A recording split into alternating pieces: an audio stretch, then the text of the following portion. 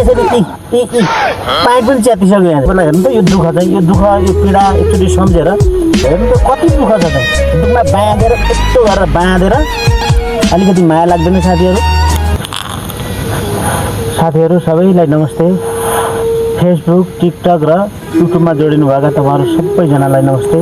म नेत्र विष्ट। तपाईँहरूले चाहिँ सायद अब यो अवस्था देखिरहनु भएको होला, यो अवस्था तपाईँहरूले देखिरहनु भएको छ। हेर्नुहोस् है, मान्छेलाई चाहिँ भिडियो बनाउनुको लागि चाहिँ सजिलो हुन्छ होला जस्तो लाग्छ। तपाईँहरूले चाहिँ त्यो जति बेला चाहिँ त्यो तपाईँकोमा अगाडि भिडियो आउँछ त्यसलाई स्क्रोल गर्दै जानुहुन्छ नि, त्यति बेला एकचोटि आएको बेला हेर्नु त यो दुःख चाहिँ यो दुःख यो पीडा एकचोटि सम्झेर ट्याक्क लाइक गरिदिएर ट्याक्क कमेन्ट गरिदिएर अनि गए पनि त हुन्छ नि साथीहरू। हेर्नु त कति दुःख छ चाहिँ दुःख यति धेरै गरिरहेको छ तर एउटा पनि भिडियो भाइरल हुँदैन, मतलब चल्दैन, कलर पनि बढ्दैन। अहिले यो भिडियो बनाउनुको लागि रुखमा राखेको छु, रुखमा बाँधेर यस्तो गरेर बाँधेर पुरै चाहिँ अहिले एउटा भिडियो बनाए भर्खर अनि यस्तो माटो भएको छ। अलिकति माया लाग्दैन साथीहरू?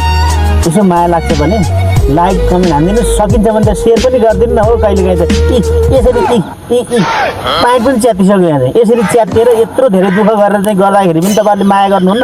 माया गरिदिनुहोस् त कुरो चाहिँ ट्याक गर्नुहोस् है माया गर्नुहोस्। हस् धन्यवाद।